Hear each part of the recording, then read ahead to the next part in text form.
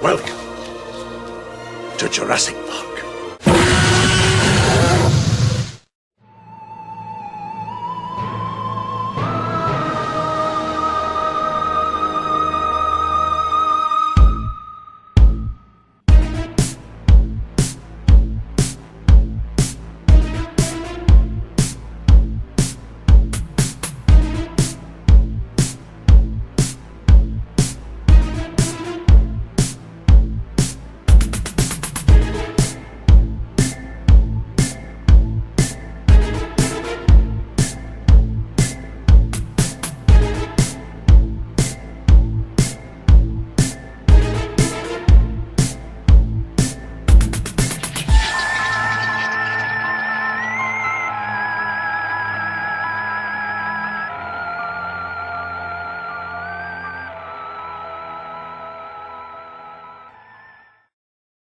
Mr. Mash, dinosaurs are awesome. I wish we had some kind of park to go to and see how they lived back in the day. As if the park was in the Jurassic Age. I really feel like they would name it something like Jurassic Park, but only use creatures from the Cretaceous period.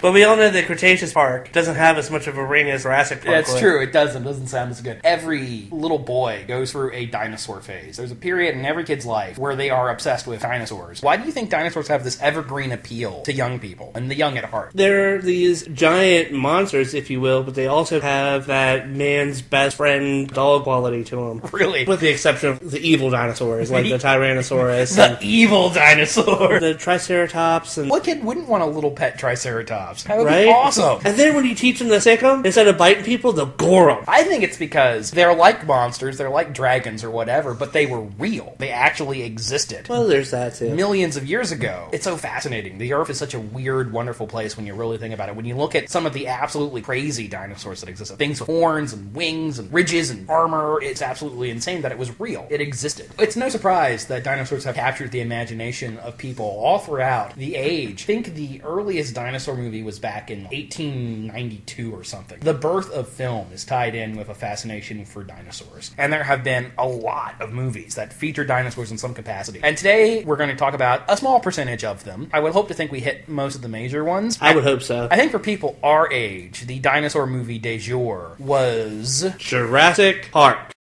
The first discovery was made in the spring of 1990. From a mine in South America came a piece of amber containing the fossilized remains of a prehistoric mosquito. One of many that had fed upon the blood of dinosaurs. From the DNA in that blood, science was able to recreate those giants. And for the first time, man and dinosaur shared the earth. It happened at a place called Jurassic Park. Jurassic Park came out in 1993, was for a time, until Titanic came along a few years later, the highest grossing movie ever made. And it was, until the actual Star Wars of the 90s came along, kind of the Star Wars of the 90s. Yeah. And as a kid, I was vaguely aware that it was based off of a book, and I certainly knew who Steven Spielberg was, the guy who made a lot of movies I loved as a kid, Indiana Jones and Jaws and things like that. But mostly it was fucking dinosaurs. It was a movie about the best subject ever. It was the biggest dinosaur movie ever made. The merchandising and the toys were inescapable. Oh yeah, monster damage. The dino damage. Or dino damage, that's yeah, right. The little toys that take a piece of their flesh off or something. They all had that JP symbol on them. Mm-hmm. That's how you knew they were legit. Yeah, that's how you knew they weren't just generic dinosaur toys. Get into the movie. What is Jurassic Park about? It's about... And don't say a park full of dinosaurs. Damn you!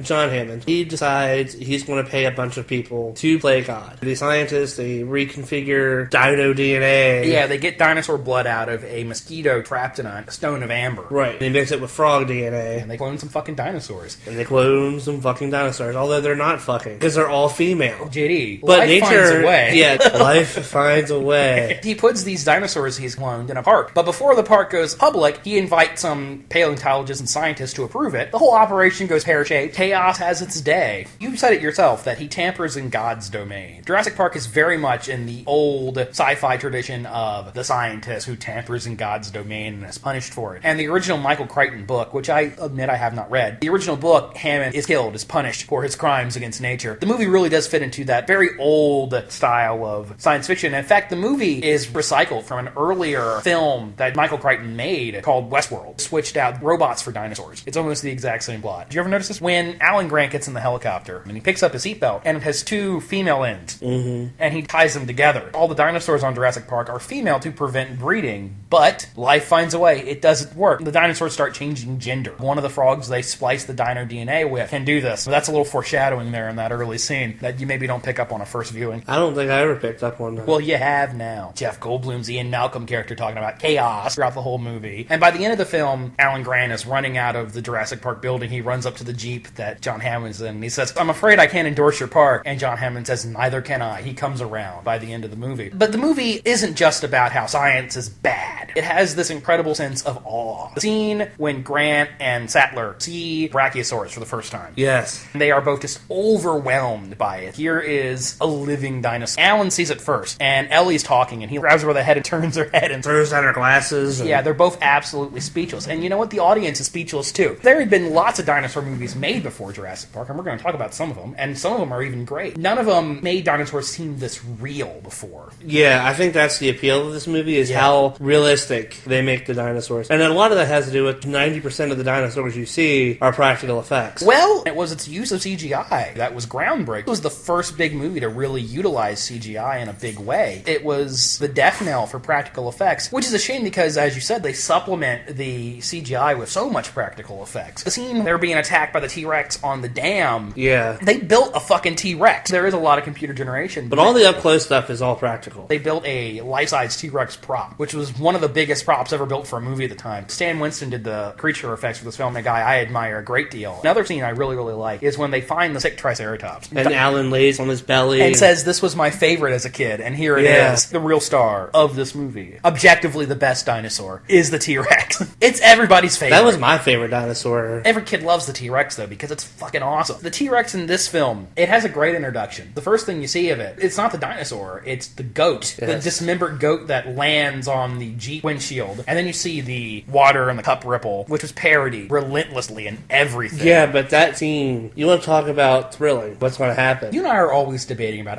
is this movie a horror movie? Is Jurassic Park a horror movie? I think at least partially. It's also a fantasy. It's also an adventure film. There's in shades, if you will. Horror is part of the tone. When the T-Rex is attacking the Jeep, it starts off very white and bright in the beginning. And then the storm rolls in. You've seen dinosaurs, you've seen them attack, but it hasn't really gotten gruesome yet. The enormity of this animal and that roar, that incredible roar, that's become a stock sound effect. It's associated with this movie as the Godzilla roar is associated with those movies. Yeah. Biting down through the Jeep, trying to get at the kids, and they're shining a flashlight in the T-Rex's fucking face. We'll talk about the kids later. And I just love everything about the way the T-Rex is handled in this movie. Even some of the humor is cute. When he eats the lawyer, when you gotta go, you gotta go. And, or when they're in the Jeep and they're outrunning the T-Rex, focused on the rearview mirror, it says objects in the rearview mirror maybe closer than they are with the T-Rex roaring. Haha. I like how Malcolm is in the back. Go faster, please. Yes.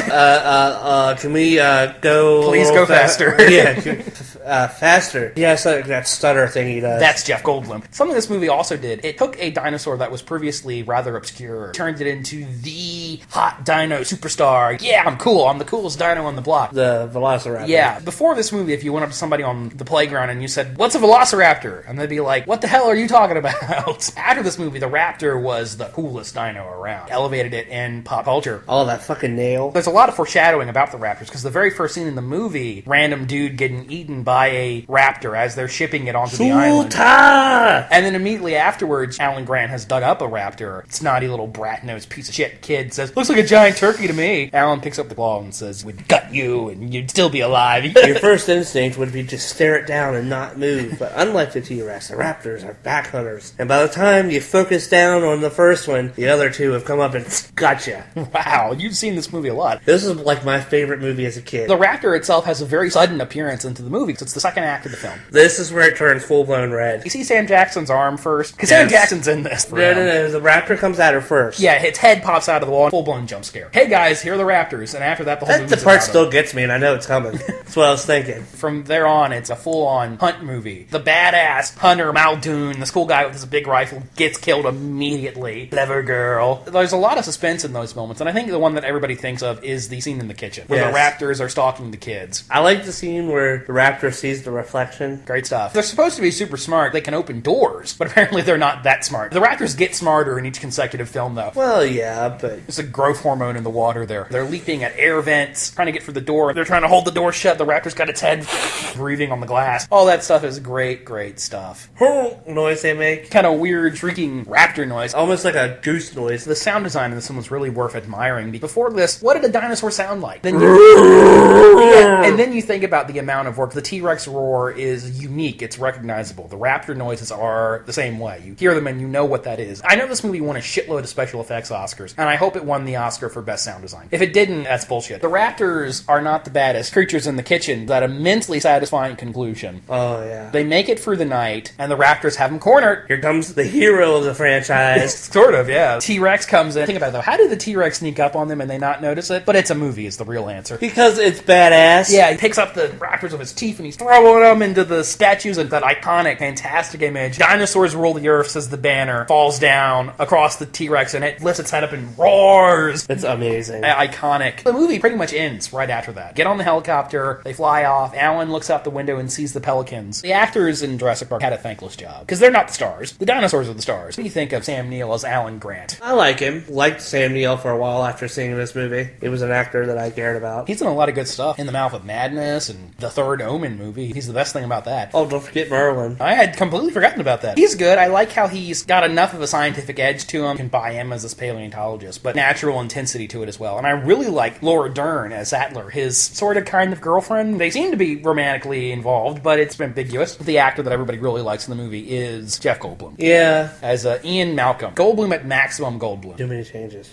He's going on about chaos theory. And then everybody else gets out and leaves the vehicle. And he's still in there talking, and he says, no, I'm talking to myself. He doesn't really play that big of a role in the movie. Dinosaurs? Yeah, he gets taken out about halfway through and spends the rest of the film on a gurney. Let's talk about some of its flaws. This is a really wonderful film in a lot of ways. The plot falters a bit. Michael Crichton, great idea man. His actual stories sometimes are really not the best part of his writing. Let's talk about Wayne Knight as Dennis Nedry, who is the villain of the film. The whole thing that happens is his fault. He is being paid by a rival corporation to sneak out dinosaur embryos. Yeah. And he turns security off. The plan is to turn it off for a while. But then a storm blows in, then he gets killed, and then the dinosaurs get out. So the whole movie is fucking Newman's fault. You didn't say the magic word. Yeah. So whiny and obnoxious. He's a full-blown plot device. He has no purpose other than to get the story going. But let's talk about his death scene with the Dilophosaurus. The Dilophosaurus. That was a favorite of mine from this movie. I remember I had a snap-together model kit of the Dilophosaurus that sat on my dresser. I had the toy. In real life, the Dilophosaurus did not have a big frill around its neck and did not spit poison. In the movie, it's pretty cool. Nedry does get perhaps the most gruesome death scene in the film. The scariest death. It would be more intense if it was a character we actually liked and cared about, though. Yeah. What do you think of the kids? Are the kids annoying? Lex and Tim. Lex, yes. Tim doesn't get on my nerves too much. Lexi is definitely annoying. She shows up and she says she's a vegetarian. And the whole time you're like, I don't know what the purpose of that is, though it does lead to that cute scene where they fall asleep in the tree with the Brachiosauruses looking at him. And I do like that she calls them Vegisaurus. Yeah, it's a Vegisaurus. But the scene with her that really makes your skin crawl is when Jurassic Park computer needs rebooting. She sits down at the computer and says, "This is a Linux system. I can do this," and proceeds to unfuck the entire computer system. Come the fuck on, movie. Well, they do say she's a hacker. Yeah, okay, whatever. This was back in the 90s when people really didn't understand how computers actually worked. The kids are kind of annoying. And like Nedry, they're basically just plot devices. They're there to be imperiled, that it ups the tension. What about that scene where they're eating the Jell-O? Oh, and the Jell-O starts to shake? Oh, yeah, that is a cool moment. When the raptor shadows are on the walls. Yeah, there's a lot of great stuff in Jurassic Park. Flaws and all, it's still a pretty great fucking movie.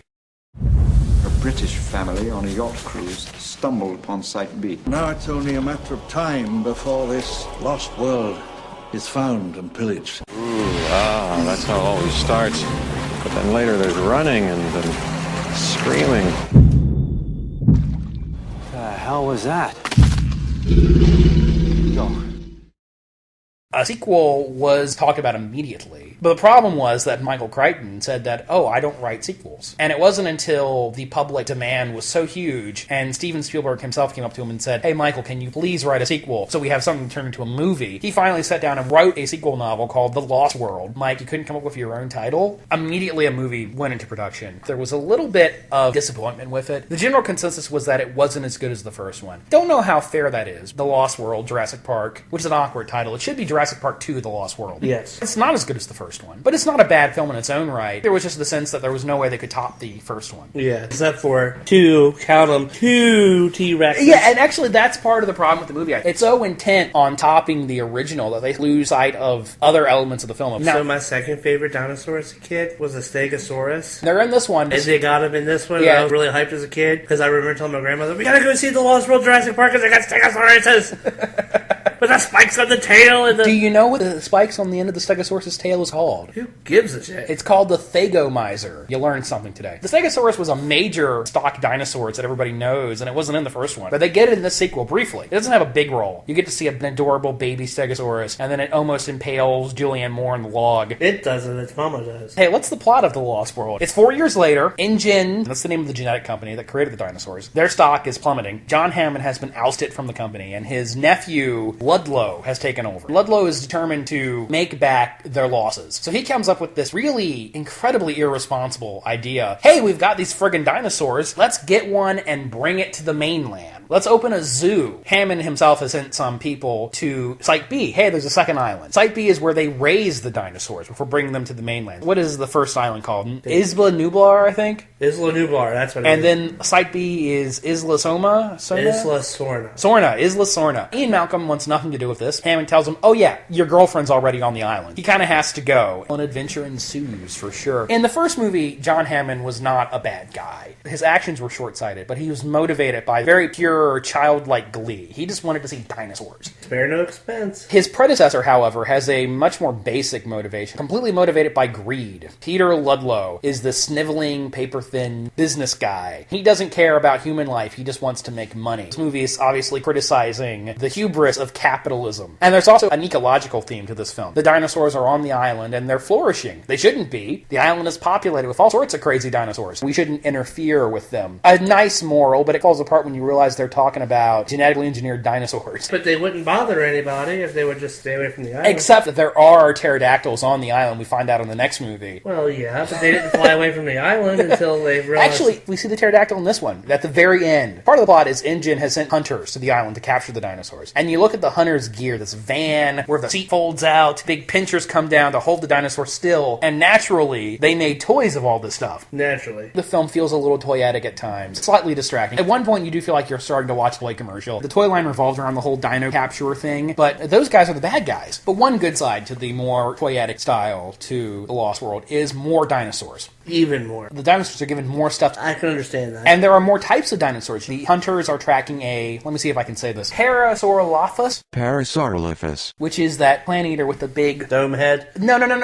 Oh, no, that's the crest. head. This big crest on its head. But also the Pachycephalosaurus is the dome head. And it does get to ram a vehicle. It does get to smash some shit up. The Triceratops was in the first movie, but it didn't get to do anything. It was just sick lying there on the ground. Mm-hmm. In this one, the Triceratops gets to fuck shit up. He rampages through the camp, throws a truck into a tree. Pretty incredible. Like the elephants of this time. The Triceratops is one of those iconic dinosaurs that everybody knows. You know how in the first movie they took the raptor from an unknown to a star? This movie wanted to do that with another type of dinosaur, and I don't think it worked as well. But a lot of screen time is devoted to the, let's see if I can say this, Compsognathus. Throughout the film, they just call them compies. They're the little green dinosaurs. Oh, okay. The little meat eaters. Fun idea. Oh, they look little and cute, but in a pack, they're really dangerous. The movie devotes a lot of screen time to them, though, and I don't think they're as cool as the raptors are in the first movie. So I have a little bit of a confession to make. What's the confession? That scene with the little girl? Yeah, at the beginning of the film? Should have died. She should have. The movie would have been a ballsier. The film's already a lot darker than the first one, but the Spielberg who killed the kid in Jaws was 20 years before this. Don't think he had the guts to kill the kid. I'm kind of an advocate for kids dying in horror movies.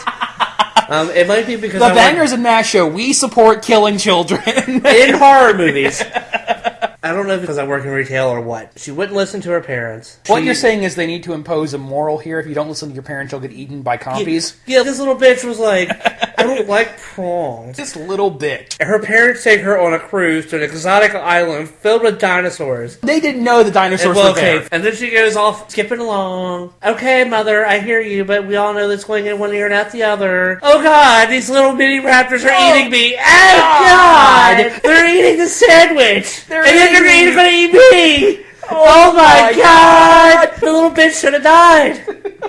So, how about them T-Rexes? How about them? As you said earlier, there's not one T-Rex, there's deux. Well, there's technically trois, but it's a baby. And That's true. Count. There is an adorable baby T-Rex in this. That's all the bigger the T-Rex got? I would love to have one. Absolutely. Bet your ass I would. I'd feed it a raw steak once a day. It wouldn't bother me. The T-Rexes are introduced in this when their child is kidnapped. The hunters have broken the baby T-Rex's leg to attract the parents, which is fucking evil. You know what else is evil? The noise that little son of a bitch makes. Oh, that's sad. Oh! That Malcolm and Sarah, I believe, is Julianne Moore's character. Sarah. Grab the T-Rex and take it to their little emergency Your lucky pod. pack! They're trying to save the baby T-Rex, but mommy and daddy T-Rex don't know that. They gingerly give the dinosaurs back their child. By the way, Vince Vaughn is great. Really like Vince Vaughn. I like Vince Vaughn. Not as a character, but the chemistry that he has with Sarah. I think Vince Vaughn is smarmy in general. I don't really care for him. Well, yeah, does cute little jokes, like when she wants him to spit the gum in her hand, she can spit. He's definitely the comic relief, and I feel like he's a little out of place. This movie is, in general, a bit darker than the first one. It's definitely more violent. The dinosaur gore is a bit more intense in this. Which is awesome. Yeah, there's some cool shit. When the T-Rexes pick up the guy, each one's got him by a leg, and they split him like a wishbone. Uh-huh. They're hiding behind a waterfall, and the T-Rex is butting its nose in there and actually licking them. And the one guy, a snake crawls into his shirt, and he freaks out because apparently dinosaurs are fine, but he's afraid of snakes. He goes running out of the waterfall and gets fucking et. You see the blood running. Yes. Peter Stromere's character, Dieter, bad guy from 22 Jump Street and many, many other things, Fargo, gets attacked by the compies. He falls behind a log, and then you see blood in the water. Because they were such a huge hit in the first one, they have to get the raptors to do stuff in this one. And I don't think anything the raptors do in this one is as memorable as the stuff in the first film. I disagree. There is one scene that I think is as memorable. Oh boy, which one? Where they're in the grass. They're black opsing these people. They're Dino 7. There's a lot more CGI with the raptors in this one. They're leaping and jumping. There's a cute scene where Jeff Goldblum's being chased by the raptors. He runs into a building and locks the door. Then the raptor just jumps for the window, and then he runs back out the building. Yes. But what do you think of that scene where his daughter, Kelly, is a gymnast and does a spin off a parallel bar and kicks the raptor out the window? I think I could have done without seeing that. That's the equivalent in the sequel of the scene in the first movie. This is a Linux system. I can do that. That's Spielbergian sap. You like the raptors in this one, though? Well, of course, they're raptors. Okay. You know what the secret subtext of Jurassic Park The Lost World is? What? This is a movie about family. Really? Yes. That's the obvious one, though? Ian Malcolm's daughter is a big part of the film, and she stows away on the expedition to Site B. She's reluctant to accept his girlfriend as a mother figure. No, she likes Sarah. She likes Sarah, but she doesn't really want her to be her new mom. You can tell. But by the end of the movie, they're all on the couch together eating popcorn. Uh-huh. But meanwhile, the T-Rexes are also motivated by the theft of their child. Okay, we get it, Zach. This was an obvious one. I thought you were going to tell me a secret one, okay? Not the one they're beating you over the head with. What do you think of Julianne Moore in this? I think she's an okay addition. She said in an interview that she only did this for the paycheck, but she's fine. Let me see if I can get this last name correct. Peter Postlethwaite is the hunter, and he's a character actor who's been in many things. Alien 3, we were just talking about last week. Oh, that guy. Starts out as the villain and comes around by the end of the movie. I can tell you, this is why I was disappointed in The Lost World when I saw it as a kid. I thought the entire movie was going to be dinosaurs on the mainland. It was going to be T-Rex wrecking shit in San Francisco. That's just the last half hour. That's the last act of the film. Big part of the marketing was based on a T-Rex in San Francisco. Okay, but they do some cool things. Awesome when it happens, knocking over cars, and he smashes through a video store. It's cute. First thing he does is he goes for water, and he finds a pool, and he drinks water out of the pool, and then eats the dog. He looks up, and Mommy, Daddy, there's a dinosaur in the backyard. Yes, but when he looks up at the window, the dog house is still hanging off his jaw. It's right after he tears through the video store, and he grabs this one random person that there seems to be a lot of attention on, and that guy gets eaten. You know who that guy is? Michael Crichton. That's David Cope, the screenwriter of the movie. Damn. The bad guy gets eaten. Yeah, that's awesome. After Jurassic Park 3 came out, Universal was very intent on making a Jurassic Park 4 that would have been dinosaurs on the mainland. And unfortunately, they missed their opportunity for that. Back in 1997, it wasn't monetarily feasible to make an entire movie devoted to dinosaurs wrecking San Francisco. And now, unfortunately, it's old hat. Because every movie has a city being destroyed. Last year we had Godzilla, which also happened to be San Francisco. Missed their window of opportunity to make the dinosaurs on the mainland film, which is a shame because I want to see that movie. Oh, and by the way, in case you didn't get it, that last act is a homage to the 1925 Lost World movie, where a brontosaurus is brought back to London and goes on a rampage. Really? Yeah. Final thoughts on Jurassic Park II, The Lost World, which is what I'm going to call the movie from now on. It's not a bad movie. It's got some really entertaining moments in it. It's definitely not as good as the first one, but the dinosaur stuff is aces. I've chartered an airplane to fly us over Isla Sorna, and we'd like you to be our guide. It could almost be paradise, but in this forbidden place, where man has tampered with nature. This is how you make dinosaurs? This is how you play God. Something unexpected has evolved.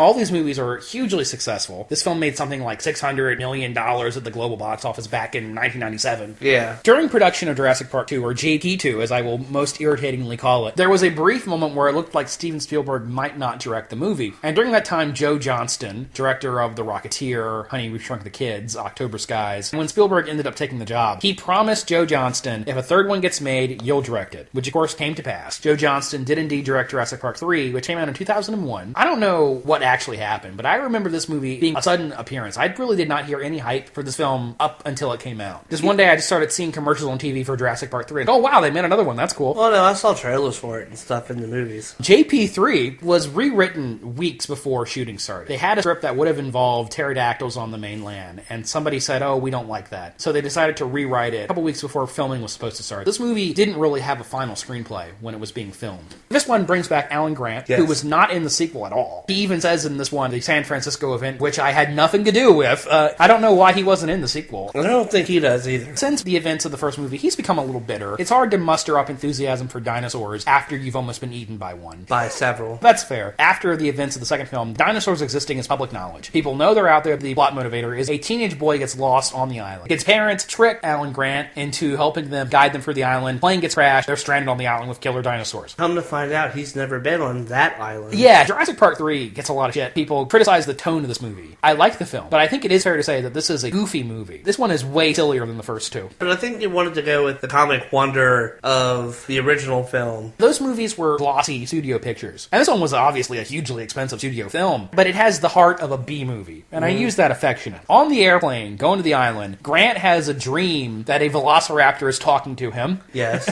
Later on in the movie, a satellite phone, because this was 2001, gets eaten by a dinosaur, and they have to go digging through a giant pile of dino scat to get the phone out. To call Ellie. Yeah, he contacts Ellie, who has a child with a different guy now. The kid answers the phone, and he's gonna go hand the phone to his mom, but he gets distracted by Barney the dinosaur on the TV. At the end of the movie, the fucking Navy shows up, kind of out of nowhere. That's when it becomes obvious that this movie maybe did not have an ending when they started filming. He calls Ellie. But Ellie doesn't actually get to talk to them. She just but she hears them screaming. She just assumes they're on Isla Sorna. But you would agree that this one has a much lighter tone than the first two. Oh, definitely. I'm not real sure how I feel about this. It made the decision, this is the third movie, we gotta up the stakes. Let's introduce a new dinosaur. The Spinosaurus. The Spinosaurus. It was indeed the biggest sauropod predator. The Spinosaurus was not a land predator. It ate fish. Or at least that's the consensus. To make it this uber badass dinosaur that can't be stopped. A little silly, I think. There's that wonderful scene where it attacks the airplane fuselage while they're in it, and it's rolling around. That's a genuinely thrilling moment. It spends the whole movie chasing after them, which is ridiculous. Why would this giant predator spend the whole movie chasing 4 people? When there's bigger fish to fry. Yeah, it's so silly, but whatever. It's a movie. He's the Poochie of the series. They have a fight between the Spinosaurus and the T-Rex. The T-Rex, the established badass of the series, and what happens? He kills him. The Spinosaurus wins. He kills the T-Rex. Very quickly. It's not a protracted fight. It happens almost instantly. Yeah, it's bullshit. It wouldn't happen that way. Maybe it would, maybe it wouldn't. You don't know. In real life, T-Rex was endemic to what would become North America, and the Spinosaurus lived in what would become Africa, so these species probably never crossed paths. They were probably in different time periods, too. I don't know about that. They go too far trying to establish the Spinosaurus as the super badass. Now, what do you think of the raptors? The raptors are getting smarter. Cool. Yeah, they actively communicate with each other. You think the movie takes that a little too far, maybe? With the setting a trap, yeah. But the communication thing, no, I don't think they're taking it too far. Raptors being able to communicate is fine, but the way they do it, they're actually talking to each other. It's a movie. It's a movie, I know. They injure a guy and leave him so the humans will go over and check him out to trap. And then after they have trapped the humans, they break the bait's neck. Plus the raptors get feathers in this one, sort of. I hate that. The whole feather dinosaur thing, science marches on, and I accept that in reality, dinosaurs had feathers, and that's fine. No, they didn't. In my heart, dinosaurs don't have feathers. Why would the raptors grow feathers between movie 2 and 3? It's an odd choice. The kid in this one actually isn't annoying. The kid in this one's actually cool. Knocks out the dinosaurs with gas grenades. He's been surviving on the island the whole time. Finally gives the pterodactyl something to do. There's an extended sequence devoted to the pterodons. Pretty well done. I like that. Legitimately intense. Yeah, there's some intensity in this one. Where the fog and you can't see what's moving the bridge, but you know there's something there. Yeah, they don't realize they're in an aviary until it's too late. This movie was made before the revival of 3D, but it feels like a 3D movie at times. The dinosaurs are always pushing their faces into the screen. I don't know if that was intentional, if that's Joe Johnston's style, or if he was intentionally trying to invoke the spirit of a 50s B movie. He might have been. Practical effects in this film are incredible. They actually built a 50-foot-long Spinosaurus prop that can apparently move its head very, very quickly. The CGI, I think, is a bit dicey in spots. Yeah. But you know what this movie's about? What? It's also about family. God. Kids, mom and dad are on the rocks. They're estranged. But throughout the course of this adventure, get back with their son and they get back together. This movie also ties the dinosaurs in with that. Because the reason the raptors are pursuing them, the one guy,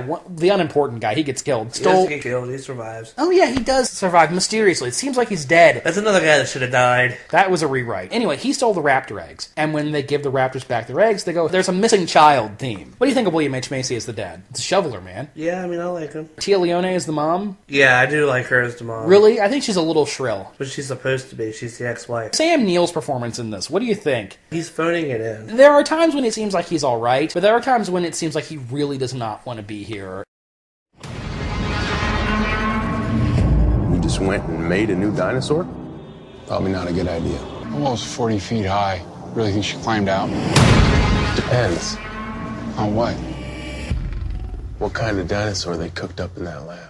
Why are we talking about Jurassic Park movies? Jurassic World came out last Friday. Yeah, there's a new one. Jurassic Park IV was in the works for a long, long time. Like I said, at one point it was going to be about dinos on the mainland. And Spielberg didn't like that idea. Spielberg's idea for Jurassic Park IV was about genetically engineered humanoid dinosaur super soldiers. With guns. With guns, which sounds completely insane. And I bet the process behind this was Spielberg thought, humanoid dinosaurs, we will sell so many toys. David Boreanaz was going to star in that, by the way. When Michael Crichton passed away, Steven Spielberg said, I don't think Jurassic Park 4 is going to happen without Michael Crichton. But obviously, that didn't dissuade them for too long. We were both pretty hyped for this one, I gotta admit. The teaser trailer blew me away. I was super excited for Jurassic World. This movie is extremely entertaining. Yes. The idea behind this one is they made Jurassic Park work somehow. They built a park with the dinosaurs on it. It's a tourist attraction. There are tourists there when something goes horribly wrong. We want to point out that it is a well-established park at this point. Yeah, it's like Disney World. Been up and running for a couple of years now. Clearly, it has been functioning for quite some time without any incident. Completely improbable. But then again, maybe it isn't, because there are zoos that have dangerous lions and tigers. Bears, oh my. And baboons, things that'll rip your face off, and they function. Maybe it would be plausible. Somebody would have got eaten, and somebody would have been sued. Nevertheless, it is up and running, and seeing the park is pretty cool. A scene that I found delightful, where they have a little petting zoo. Baby Diplodocus and baby Triceratops. They even have little saddles on them so the little kids can ride on 4 to 7-year-olds, but I want to ride on a baby Triceratops. They say dinosaurs aren't enough. Dinosaurs are not enough to get people excited anymore. Gee, Zach, do you know what the undertone of this movie is? Yeah, this is obvious. To me, anyway. Was it obvious to you? Yeah, after you pointed it out. The subtext of Jurassic World. It's a movie about making movies. Yes, it's about the current summer blockbuster atmosphere. When they say dinosaurs aren't enough to get people excited, they're talking to the audience. 20 years ago, a dinosaur in a movie, holy shit, something we hadn't seen before. Nowadays, who gives a shit? Not exciting enough anymore. They invent a new dinosaur, which is the diabolical villain of the film. I'm not sure how I feel about this new dinosaur. The Indominus Rex. The Indominus Rex. It has a bunch of different elements of dinosaurs in it. It looks cool. This big white thing, covered in spikes, got a big mouthful of teeth. It doesn't have the little baby T-Rex hands. It has actual claws. Does it have a great big head and tiny little arms? No, it has actual claws it can grab people with. And even it being super intelligent and being able to mask its heat signature, spoiler alerts by the way, so that they get into its pen and let it out. I was fine with all of that. But it's the camouflage. The I-Rex can camouflage itself, which seems a little too far. It's not Predator camo though. Theme park full of dinosaurs. I can buy that. Bubble cars. That shit was awesome. Holy fuck, I want that to be real. But some of the elements of the Indominus Rex I think are maybe pushed a little too far. It's effective though. It's a pretty effective villain. We want to talk about the hero of this movie? Star-Lord, man. Cool that he can control the raptor. He communicates with the raptors. Chris Pratt plays a character named Owen, trained the velociraptors to respond to him. He's even given them all nicknames. Blue, Charlie, Delta, and Echo, yeah. And Blue's his boy, is the beta, and he's the alpha. When they first said that this movie was going to have trained raptors in it, I thought, I don't know about that. That could go wrong really easily. But they handle it pretty well. And there are way more dinosaurs in this movie, man. There are more dinosaurs than you can shake a stick at. Hey, can we talk about the cool stuff, please? Alright, well, let's talk about the pterodactyls. You and them damn pterodactyls. I-Rex gets into the bird aviary, busts it open, that's when shit really hits the fan. They're trying to hide this escaped super dinosaur from the public, because there are still people in the park. There's the Tyrannosaurus. That's a real dinosaur, I just don't know what it's called. It's got a lot of R's in its name. There's some weird flying dinosaurs, and they descend on the park and shit starts to get fucked up. People start to get really torn up by the pterodactyls, and it was so cool to see that realized on screen. Heavily featured in the trailers is the mosasaur, which I was excited about. Oh man, that's awesome. That's a thing we haven't seen before. Did you ever expect them to use it more than that one scene? I didn't know, man. The payoff on the mosasaur is awesome. We're in real spoiler territory here. Let's just talk about the last act of the movie. This is an official spoiler alert. Everybody has evacuated the island, except for our main characters, Chris Pratt and Bryce Dallas Howard and the kids. One guy in the control room. Larry. They have reached what you would call in TV troops parlance, the Godzilla threshold, which is the point in the movie when unleashing Godzilla will not make things worse. Oh, okay. What do? They unleash the Tyrannosaurus Rex. Who's not in most of this movie. Who is supposed to be the same Tyrannosaurus Rex from 20 years ago. No. Although there is no dialogue in the movie to support such theories. That's what I had read. There's a brief scene early on where people go into the T-Rex preserve. They bring back the goat. I'm assuming it's not the same goat. Wait, it is the same one. Why? They used flares? The flares. Yeah, there are a bunch of callbacks to the first movie. I think this movie is also partially about nostalgia. They unleash the T-Rex to go take down Indominus Rex. It's not a clear-cut fight at first. I was really worried, like, are they going to kill the T-Rex again? Another big spoiler, the Indominus Rex is part raptor and makes Owen's team of raptors turn against him, at least partially, except for Blue. Blue's good old Blue. His name should be Bruce Willis. Yeah, because this raptor dies hard. He does not go down. And a lot of the other raptors really get it. Kind of upset me when the one raptor gets blown up. Hey guy, I'm still on your side. And then gets blown the fuck up. Yeah, blown the fuck up. Basically, the end of this movie, it's T-Rex versus Indominus Rex with support from a raptor. Raptor jumping on his back. It's fucking amazing. Let's talk about the scene where they reveal that Blue is still alive. Slow-mo. It's like chariots of fire playing.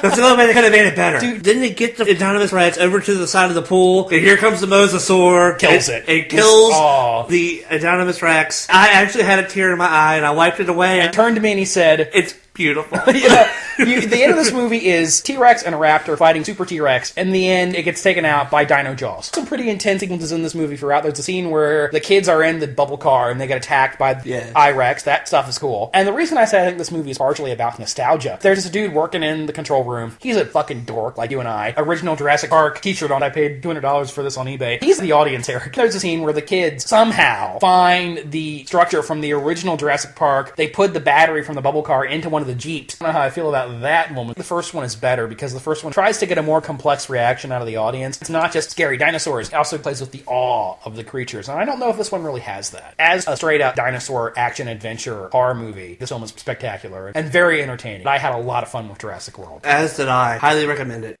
Our trailer this time is for a great bombastic Battle of the Dinosaurs movie, The Lost World.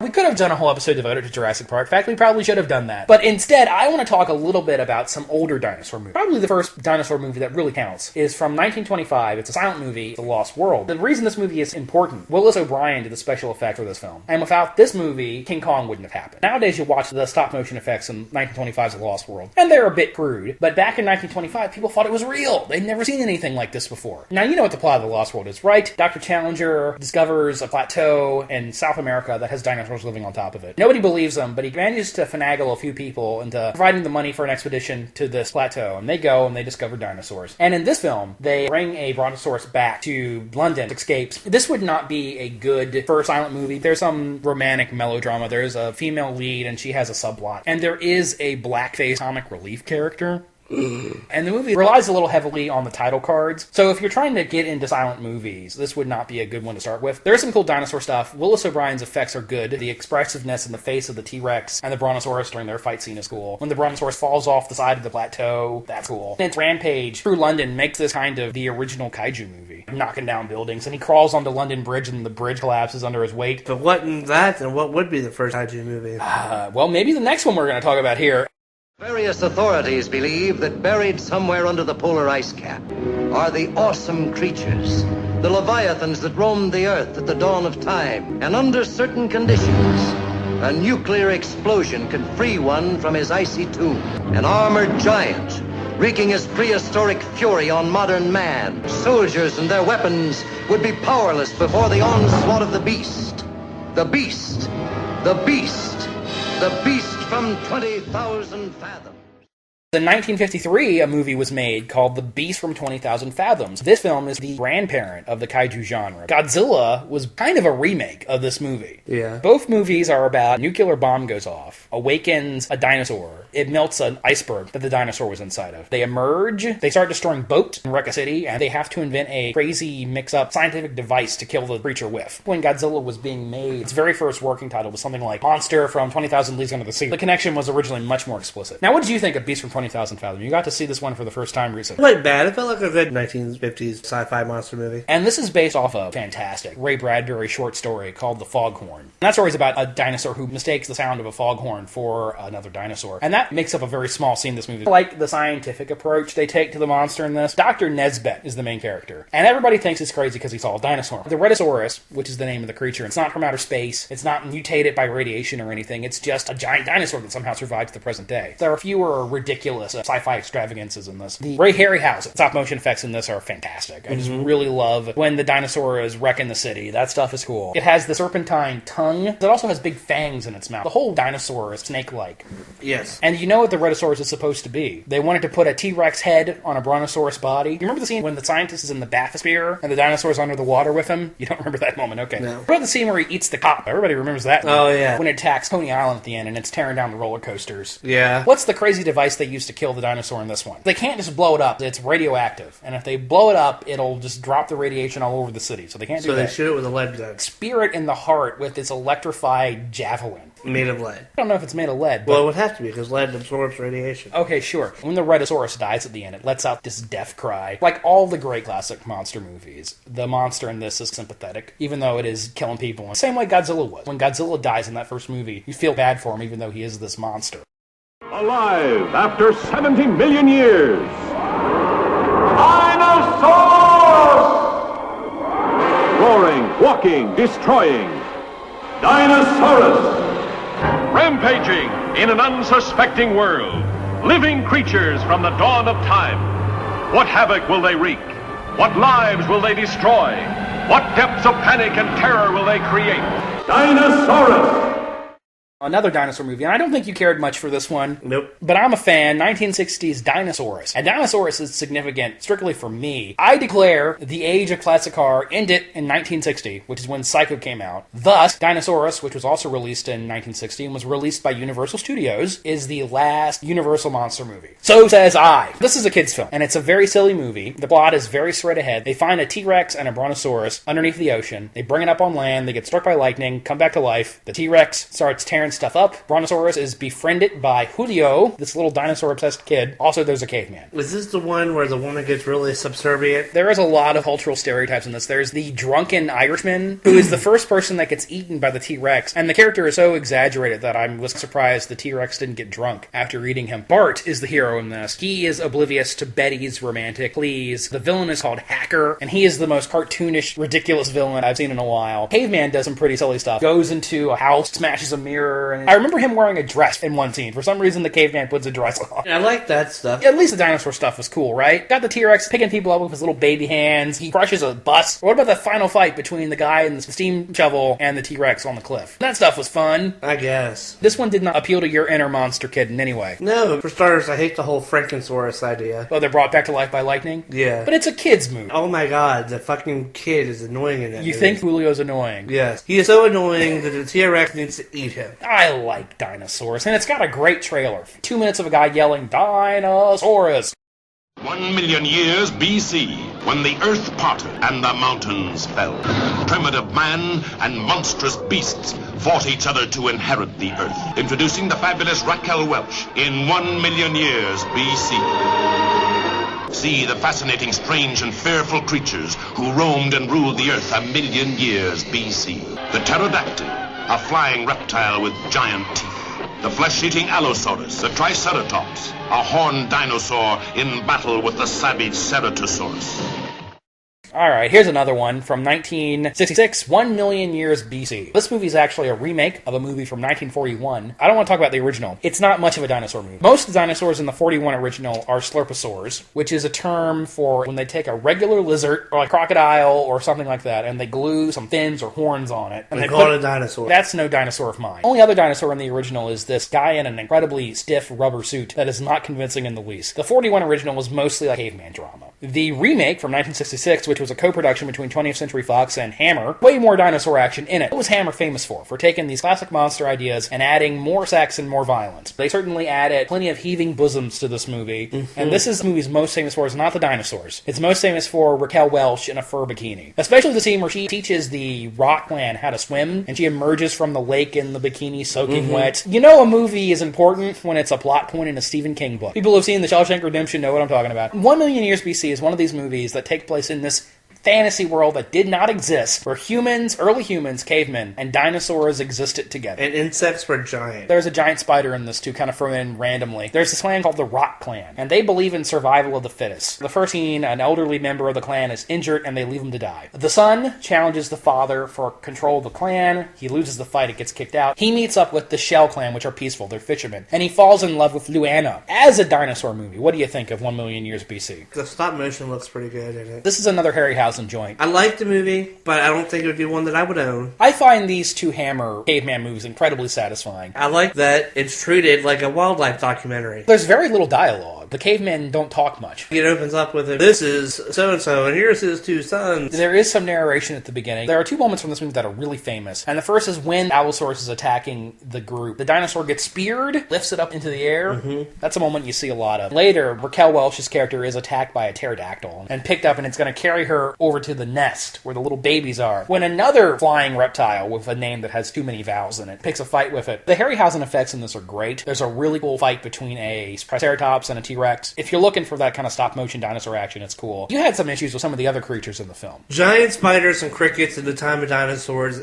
that pushes my belief. Even though this has humans and dinosaurs in the same time period. You can excuse that because that's what science thought at that time. No, science never thought that. Or that was the general consensus at Okay, the time. maybe. There is a brief slurposaur in this. Giant iguana's attacking the guy. His tongue wrap around his leg. They make it work. Apparently, Ray Harryhausen said, okay, we're going to start with these real animals, and that will convince the audience that the stop-motion dinosaurs that are going to come later are also real. And there's that really cool giant turtle. They call it the Archelon. That's actual scientific name, and that was a real thing that existed, though it was not as big as it is in the movie. What about that Raquel Welch, huh?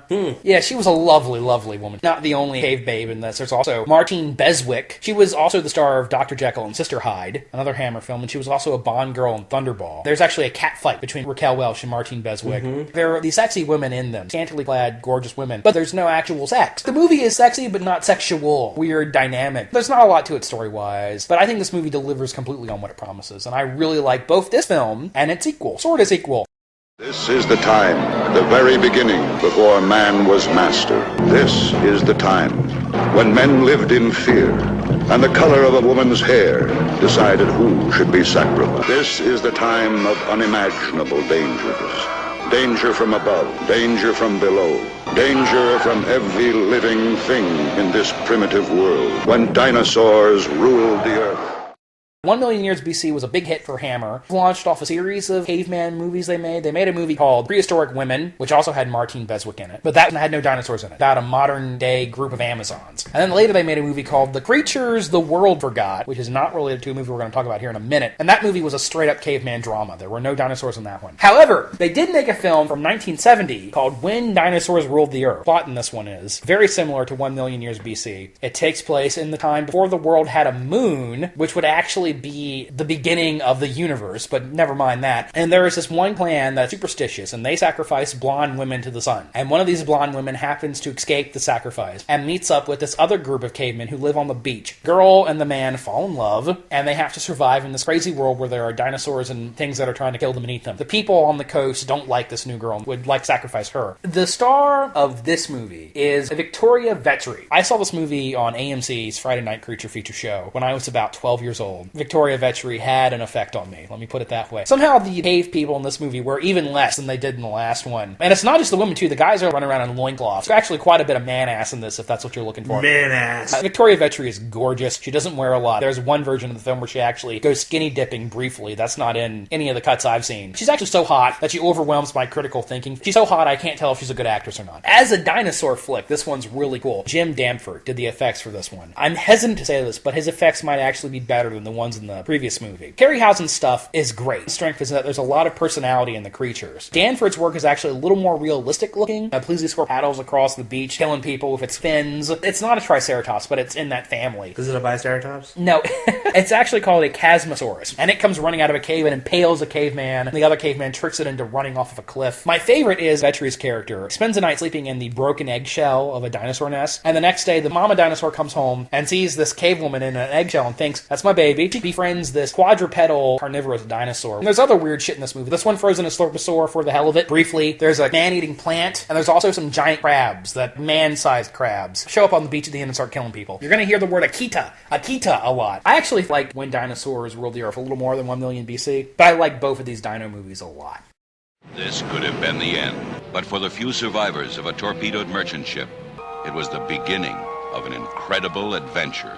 For this was the day the 20th century met the primeval world face to face. Travel through an underwater passage and discover an awesome prehistoric world for your life against the terrifying creatures of a lost continent. There's a secret to this island, something that we haven't been able to fathom yet. You will never forget Edgar Rice Burroughs' The Land That Time Forgot.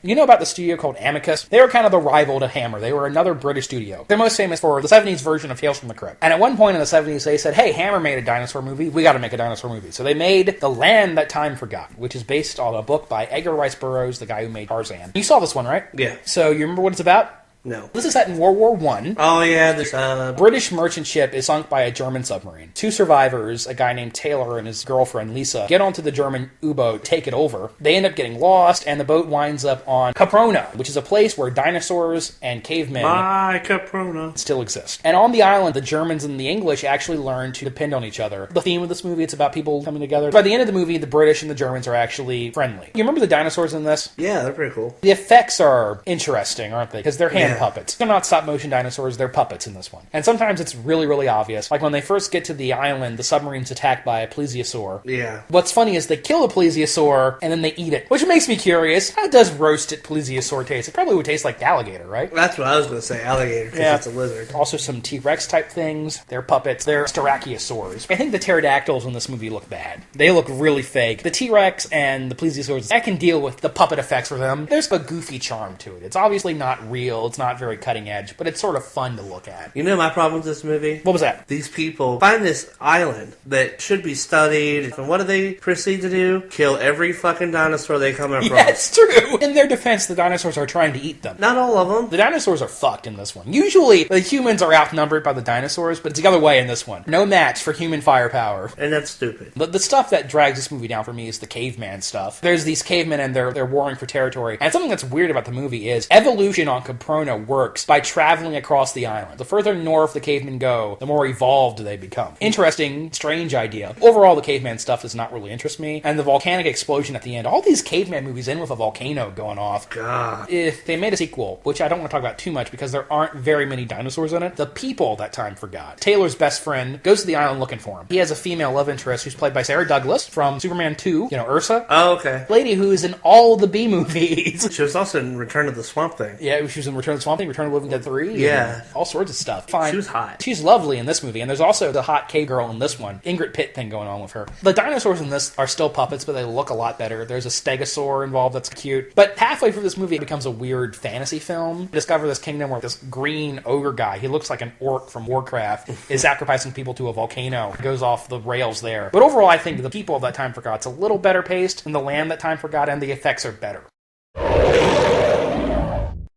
I've got a whole list of dinosaur movies here. Some of these we've seen, some of these we haven't. All right, you ready for this? Oh, God, I guess so. This is the Bangers and Mash lightning round. 1914's Gertie the Dinosaur, one of the earliest dinosaur movies and one of the earliest animated films. And we actually saw this playing in front of Jurassic World when we saw it today. What are your thoughts on Gertie the Dinosaur, this dancing... I mean, it's cute. And that image of Brontosaurus walking by a lake and eating a tree. You see that in stock footage and lots of things. There's not a lot to it. It is from 1914. Here's a film that actually never got made from 1931 called Creation. And the reason it's relevant is this was supposed to be Willis O'Brien's follow-up to The Lost World. He made up the story. It's very similar to The Land That Time Forgot. It's about people who find this island where dinosaurs still exist. It never got finished. Willis O'Brien did make some test footage of it. Odds are, if you've seen a documentary about dinosaur movies, you've probably seen the footage of this guy with a rifle going up to a triceratops and then being chased by the triceratops. I don't know, I might have. That's what that's from. Here's one from 1956 called The Beast of Hollow Mountain. Never saw it. It's a dinosaurs and cowboy movie. From 1957, The Land Unknown, and this is a Universal production. I've seen this one. And this is another Lost World story. These people are in a helicopter and they find Lost World in a crater in the Arctic where there are cavemen and dinosaurs and giant bugs and things. There's a T-Rex in it, played by a guy in a suit, and it's this very stiff... This is what dinosaur effects were like in the 50s. It's okay. It's not bad. It's pretty forgettable. From 1959, The Giant Behemoth. Heard of it. Haven't seen it. Almost a remake of The Beast from 20,000 Fathom. It's a British film, Brontosaurus-looking dinosaur that gets awoken and goes on a rampage for England. Big gimmick in this one is the dinosaur has radioactive powers. It can radiate radiation. Radioactive waves shoot from its body. And this movie was made in the late 50s, so the effects are a little more violent than you'd expect. Radiation burns on their body. And this was actually one of Willis O'Brien's last jobs. He did some stop-motion work on the Behemoth in this one. It's okay. The Valley of Gwangi from 1969. Isn't this Cowboys versus Dinosaurs? Yes, it is. The Beast from Hollow Mountain, that was, once again, an idea from Willis O'Brien that got turned around and taken away from him and turned into that movie. And then his protege, Ray Harryhausen, said, I'm going to make this Dinosaurs versus Cowboys movies my mentor wanted to make. Have you ever seen this one? Mm-mm. Oh, it's good. In fact, we really should have talked about it on today's episode. It contains what I think is Harryhausen's best work. The stop-motion effects in this film are incredible. I remember the end when Gwangi, the T-Rex, gets into the church, and I remember a scene where a cowboy jumps on a pterodactyl's back and is wrestling with it. That's a good one. I recommend it. From 1985, Baby Secret of the Lost Legend. Do you remember this one? Because it's got William Catt in it. He finds an adorable baby Brontosaurus, very much in the E.T. mold. I've never seen this movie, but I remember its VHS box art on the video store racks very vividly. William Catt leaning, feeding the little baby Brontosaurus. Not ringing any bells at all? All right. Here's one I bet you have seen from 1988, The Land Before Time. I have seen that. Yeah, the Don Bluth cartoon. I actually really like that one. I haven't seen it in years. I'm going to be rewatching it soon. You know what I like about Don Bluth, especially his early films? Even though they're really kids' movies, but there's also some darkness. Littlefoot was the baby Brontosaurus. His mom gets killed by the T-Rex. But beautiful animation. Oh, gorgeous. This movie was originally much, much longer. A bunch of stuff got cut out of it, and that extra footage is never serviced. We don't even know if it still exists. Very short. The movie only runs 68 minutes. That was one I definitely watched a lot as a kid. I haven't seen it in years. I remember Littlefoot, Sarah, and Petrie, Spike, and Ducky. Those were the 5 dinosaurs. And then there's the Sharptooth. Yeah, Sharptooth was what they call the T-Rex, yes. Mm-hmm. They did a whole series of direct-to-video sequels to this, and they were all terrible. What I like about The Land Before Time is that they give you an idea of how the dinosaurs viewed themselves. Three-horn and flyer. Yeah, they like and long neck. Yeah, they have these and words Sharptooth. for them. I like that as well. They didn't look at the Tyrannosaurus and go, look, it's a Tyrannosaurus. Yeah, that's a carnivore. It's going to eat the meat that I have in my body. Yeah, they don't do that. That would be silly. Now we're getting into the 90s. This next movie we're talking about was made to cash in on Jurassic Park. It came out before it. Jurassic Park was in production for a long time. 1993's Carnosaur. This is a Roger Corman production, and it's about predatory dinosaurs being grown in chicken eggs.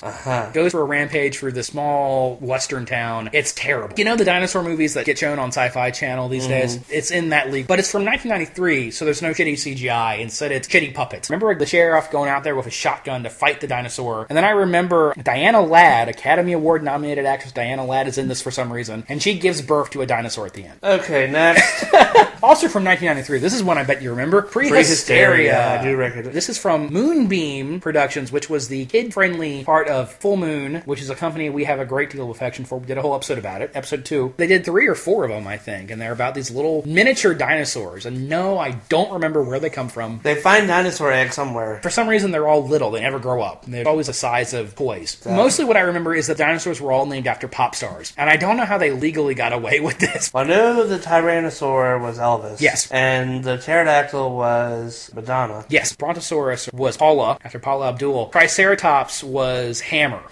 And I believe there was a Stegosaurus, but I don't remember what its name was. I have no idea if it holds up at all. It's a Charlie Band production, so it's probably terrible. But terrible in a good way. Yeah. All right, here's another cartoon. Kids love dinosaurs. This was my brother's favorite movie as a kid. Where Back, A Dinosaur Story from 1993. Really? Yeah, he loved that movie. Not from Disney or Don Bluth or any of the major production studios at the time. I don't know who did it. It starts out really cute cartoon. This time-traveling scientist goes back to the past and gets the dinosaurs and gives them consciousness in order to make the children of the world happy. And there's something to do with bubbles. The dreams of children are represented as bubbles. Yes. He has an evil twin brother who runs a circus of fear, who kidnaps the dinosaurs, turns them into monsters. Kind of a strange kids movie. The scientists are magical somehow. Something. I remember John Goodman was the voice of the T-Rex. The movie starts with the T-Rex on a golf course, playing golf. And then there's a big scene where the dinosaurs are in a parade, and John Goodman has a musical number. Or the T-Rex, I should say, has a musical number. Because it's a kids movie. All the cartoons have to be musicals. I haven't seen that one in a while. Here's a really fucking awful, weird movie. Tammy and the T-Rex from 1994. Starring Denise Richards and Paul Walker. Paul Walker gets killed, and a mad scientist puts his brain in a T-Rex's body. Crass teenage sex comedy, but with a dinosaur. Used to show on USA Up All Night a lot. No. Yeah, it's awful. Disney's Dinosaur from 2000. I've seen this, but I don't remember much about it. Yeah, the iguanodons and the lemurs, pretty forgettable. The weird thing about this movie, until Frozen came out, it was the highest grossing Disney cartoon in Japan, because the Japanese fucking love dinosaurs. Well, I guess so. Area 407 and The Dinosaur Project both came out in 2013. These are both found footage dinosaur movies. Okay, so we're going to wrap up for the week, Well, guys. no. But I saw Area 407, and it was actually a little better than you'd expect. It had moments that were alright. I didn't see The Dinosaur Project. I think that was about Mokele Mbembe, a cryptozoological creature that reportedly exists in the Congo. Good episode? Mm-hmm. We want to say two things. First off, thanks for the email, Lee. Always appreciate your feedback. And we'll work on that Buffy episode for you. JD and I talked about it, and a Buffy episode will be coming at some point in the nearish future. If you wish to email us, anybody who might be listening to this, you may at bangersnmash88@yahoo.com. That's the word bangers, the letter N, the word mash, the number 88@yahoo.com. Thanks for the feedback, Mark and Monkismo. And we also have a Facebook group, www.facebook.com/The Bangers and Mash Show. Before we close this episode, I want to acknowledge the passing of Christopher Lee. Anybody who listens to the show obviously know that we are huge classic horror fans. Yes. Christopher Lee, to me, was the last true icon of the genre. He was the last actor that was in the same league as Vincent Price and Boris Karloff. Horrible loss to the world. Truly a sad passing. I actually cried a little bit. Yeah, it was awful. The guy was in his 90s. He had an absolutely incredible life. He hunted Nazi war criminals in World War II. He was Dracula, Frankenstein, the Mummy, Rasputin, a James Bond villain, a Jedi, and a wizard. And then he released a heavy metal album, 2 heavy metal albums in his 80s. The dude really did it all. So you really can't say he didn't live it to the fullest. But I think we all hoped he would live forever. Or at least long enough for us to get to meet him. It was definitely a loss that we felt. And it was a great loss to the horror and fantasy community. To the film world in general. Is that the episode? I believe that's the episode. All right. Roar on, my friends. Wait, do you hear this?